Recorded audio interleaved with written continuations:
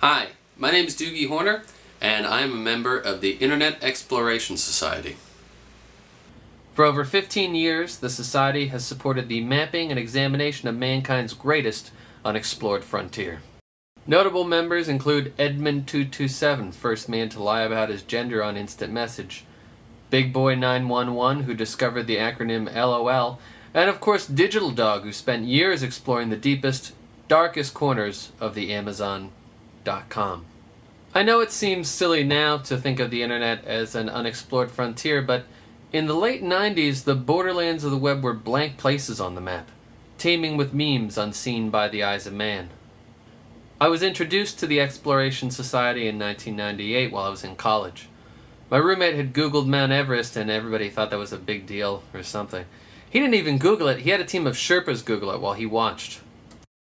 I admit that I was jealous and a compulsion formed in my mind to Google where no man had Googled before. The North Pole had already been Googled by kids looking for Santa, so I attempted what at that time was thought impossible. A Google of the South Pole. I know it's easy to Google the South Pole now, but technology was limited in 1998. Also, people still spend a lot of time outside doing things. You'd try to go online, but then you'd hear a bird sing and you would end up jumping in the swimming hole or napping under a tree. I knew that in an expedition of this nature, preparation was key. The bulk of my supplies were Cheetos, as well as Mountain Dew Code Red, which was experimental at that time. I also brought along some extra socks, a Game Boy, an axe, hermit crab, and of course, my lucky Pog. I also brought over 3,000 hours of AOL CDs. In addition to my supplies, I drew a map from my bedroom to the computer. My plan was daring in its simplicity. Walk to the computer, go to Google, type in South Pole. I was so confident, I didn't realize that my expedition was already doomed. I had meant to have a pizza delivered halfway through the expedition so I could eat it or maybe wrap myself in it like a blanket. But instead it arrived before I even reached the computer, so rather than saving it for the ascent, I ate it immediately at base camp. This was my first mistake. I ate too much, too fast.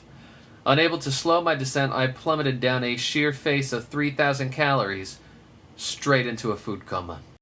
I needed to nap immediately. At the brink of consciousness, I stumbled to our pull-out couch bed, collapsed, and fell asleep. Hours later, I woke in darkness, unable to move. It took me a moment to realize where I was. Someone had folded the couch bed shut while I was on it. I was trapped inside the couch. I didn't believe the stories I'd heard about couch voles, but I was still scared. Then, just when I thought things couldn't get any worse, they did. My roommate came home and started making out with some girl on top of the couch.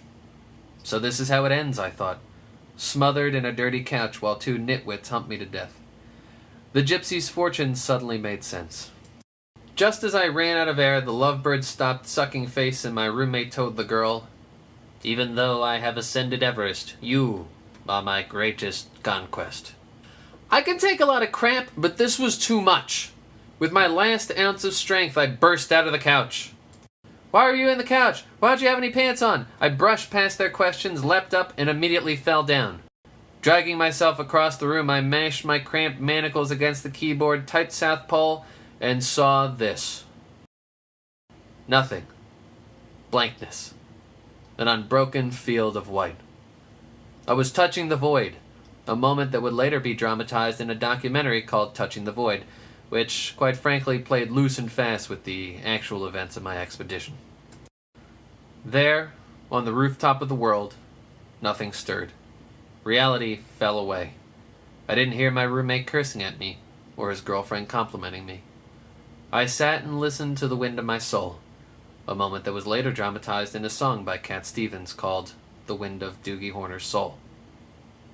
After my Google things went back to normal, for my bravery I received a gorgeous bowling trophy I bought at a thrift store and then gave to myself in a tearful ceremony spoken into my bathroom mirror.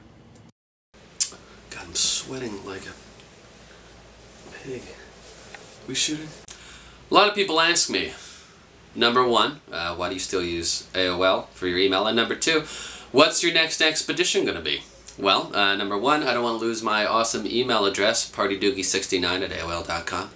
Number two, for my next expedition, I will Google South Pole, solo expedition. Check my MySpace page for updates. Thank you.